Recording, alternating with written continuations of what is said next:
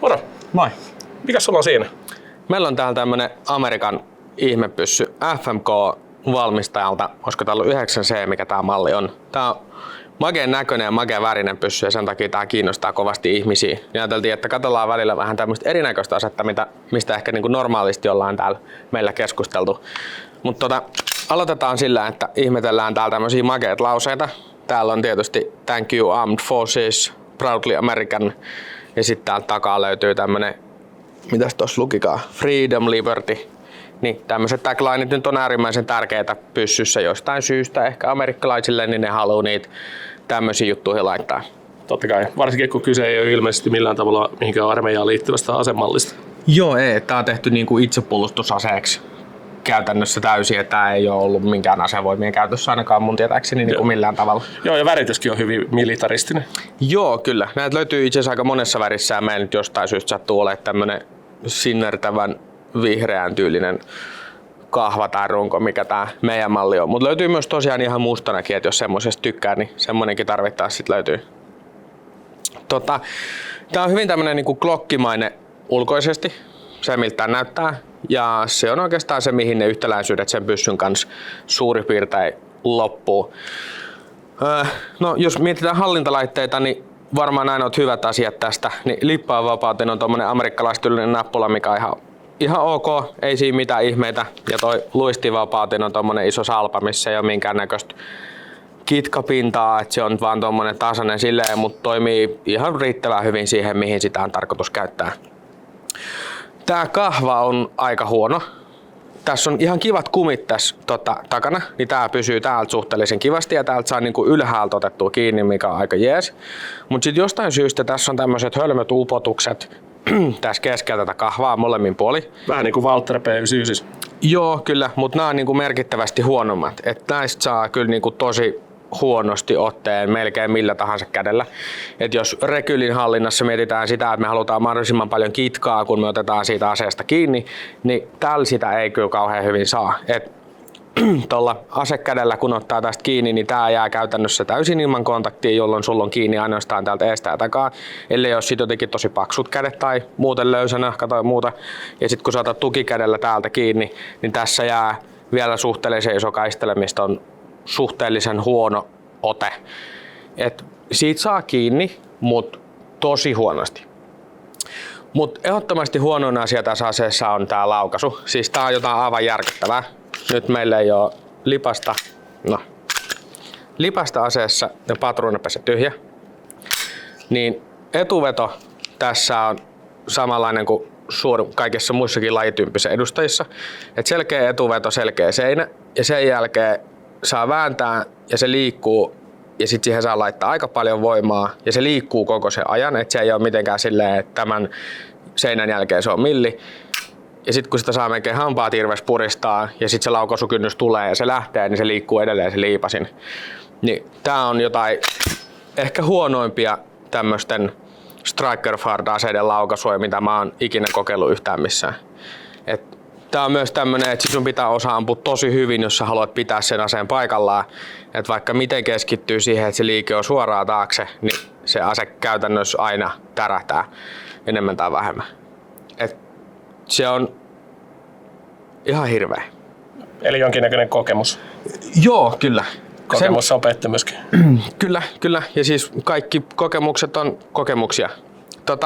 Mun mielestä se, minkä takia tätä kannattaa lähteä kokeilemaan, on se, että osaa arvostaa sit niitä oikeita pyssyjä. Koska sit kun tästä ei saa kunnolla kiinni, tai ehkä niinku hyvin kiinni, ja sitten tää laukaisu on aivan kauhea, ja toi tarkkuus, mitä katsotaan kohta, niin se on myös ihan järkyttävää. Niin sit osaa arvostaa taas niitä parempia pyssyjä, ja sit tiedetään vähän, että minkä takia meidän nykyiset pistoolit näyttää siltä, miltä näyttää, ne toimii, mitä ne toimii, koska tää ei ole sellainen. Lähes aina puhutaan siitä, että jos teet oman osasi hyvin, että sä laitat patruunaa aseeseen ja tähtäät tuonne tauluun, painat liipasinta liikuttamatta asetta, niin saat osumia. Niin tämä ase on se, jolla se ei onnistu. Mä tein tuossa koelaukauksia eilen tuolta, voisin itse asiassa vaikka nopeasti näyttää. Niin ammuin ensin omalla Glockilla tosiaan tuetulta pöydältä tai tasolta. Ei ehkä parasta kasaa, mitä on ikinä ampunut, tai siis ei millään tavalla olekaan. Mutta suurin piirtein tollasen kasan 5 laukausta. Ja sitten FMK tuettuna, niin siinä on 3 osumaa, 1 tuossa 8, sitten on tuolla 5 ja sitten on tuolla ihan oikeassa yläkulmassa vielä 3 osuma. Kyllä. Ja tää on niinku 5 laukausta. Niin se, että saat tällä hyviä osumia, on enemmän niinku oikeasti tuurista kiinni kuin siitä, että sä osaat ampua tällä aseella.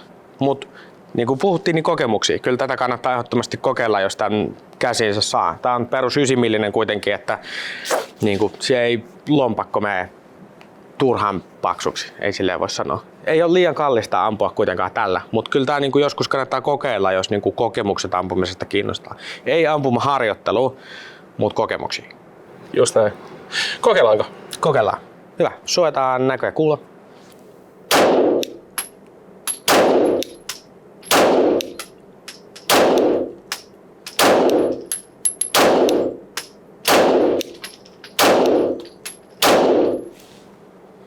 Ja tää on myös yksi tällainen lajityypille, tai ainakin tälle yksilölle tyypillinen ominaisuus. Eli tää ei ole millään tavalla luotettava. Mä oon ennen tätä ampunut 1 lippaan onnistuneesti ilman häiriöä, ja se on ainoa kerta, kun mä oon saanut tän ilman häiriöitä ammuttua tällä enemmän kuin yksittäisiä laukauksia. Ja nyt se on oikeasti tyhjä. Eli huono laukaisu, äärimmäisen epätarkka, äärimmäisen epäluotettava, aika huono kahva, niin mielenkiintoinen ase. Kannattaa kokeilla. Ja aika hyvin sanottu mun mielestä se, että sanoit, että ton jälkeen osaa arvostaa sitten vähän parempia aseita. Joo, kyllä. Niin kuin aikaisemmin ollaan puhuttu siitä, että jotkut ei tykkää Glockista yhtään, niin ammut tällä muutama lippallinen ja sitä mun Glockilla ja sanoo, että se on huono ase. Minkä takia sä luulet, että toi on olemassa? Se on tää hinta. Mä kattelin tänä aamulla niin $249, mitä tää maksaa. Eli käytännössä puolet siitä, mitä voisi olla semmoisen järkevän pistoolin hinta, tai vähän alle puolet. Just näin Jenkeissä. Niin, että tää on äärimmäisen halvalla huonosti tehty ase. Joo, täällähän tämä tietysti herättää aika pitkälti huomiota tuolla pistolirivistössä niin siitä, että tässä on eri värinen tämä runko. Minkä takia sä luulet, että tämmöiset eri värivaihtoehdot on ylipäätään olemassa? Se kiinnostaa ihmisiä. Värit on makeet ja se, että kun kaikki aseet lähtökohtaisesti on mustia, niin sitten kun meillä on joku muu värinen joskus, niin sit se herättää ehkä niinku mielenkiintoa siitä, että hei, toi voisi olla makea. Ja sitten jos ei mieti sitä hahmottavuutta millään tavalla, kun asetta hankkii, niin se voi olla vaikka se väri, mikä sit siinä vaiheessa kiinnostaa. Mulla on itse asiassa niinku ihan näkökulma tähän, että minkä takia näitä on tarjolla myös muissa väreissä. Yksi on se, että kun sä tiedät, että Jenkeissä kuitenkin itsepuolustusaseen kantaminen on hyvinkin yleistä. Kyllä. Niin siellä löytyy aina kaikennäköistä niinku taavettia sieltä myös niitä aseiden omistajista. Ja saattaa olla ihan hyvin, että se voi olla ihan niinku realistinen ajatus siinä, että sulla se pistoli on sit jossain siellä käsilaukun pohjalla. Niin tämmöinen värillinen löytyy sieltä helpommin. Voi olla. Tämä on nimittäin näin kuvaajana, niin kamerakalustossa on tämä sama ongelma, että minkä takia sulla on musta kalusto ja minkä takia sulla on aina vaaleanharmaa sisusta sun kameralaukossa. Sen takia, että se musta kalusto erottuu sieltä paremmin. Joo, no niin tämä on niinku tämä pointti tavallaan, että minkä takia värillinen pistooli voi olla niinku ihan hyvä vaihtoehto. Ja musta toi käsi, tai siis toi laukun sisuksen värit on ihan niinku fiksu pointti, mutta toisaalta jos sä nyt niinku itsepuolustusmeiningissä kannat asetta ja sit sä joudut etsimään sitä värin perusteella, niin musta sulla on vähän ehkä jotain ongelmia sen asian kanssa, että sun pitää keksiä joku fiksumpi tapa. Mutta se on ihan totta, että jos tää on sellainen, että sä vai heitetään sinne jonnekin laukkuun ja sit sä kaivat sitä sit jossain vaiheessa, kun siltä tuntuu, niin sit se väri voi olla ihan niinku toimiva. Niin, sitä on tietysti vähän niinku tällainen niinku väkisin etitty tällainen jonkinlainen argumentti sen puolesta, mutta... Kyllä, mutta kaikessa on jotain hyvää. Niin, jos tässä nyt on sit se väri. Kyllä, tää on varmaan just se väri. Okay. Ja hinta. Hinta on hyvä. Okei. Okay. No mut hei, sano vielä joku syy, että minkä takia jonkun kannattaa vuokrata toi eikä Glockia. Aika hiljasta. No jos kokemuksia ei saa sanoa, niin ei mulla kyllä antaa mitään hyvää syytä. Tää on ihan, siis, jos käytetään näyttöä sanoa, niin tää on aika kauhea. En mä lähtisi. Sillä saa hyvännäköiset Instagram-kuvat. Joo, kyllä. Ja siis ihmiset, jotka ei tiedä ampumisesta mitään, niin siihen voi toimia kyllä niin kuin ihan hyvin. Jos sä vaikka kuvaat sitä sun suoritusta ja sä saat ne 3 laukausta ammuttua ilman häiriöä, niin se voi olla ihan hienon näköistä. Mutta ei oikein muuta.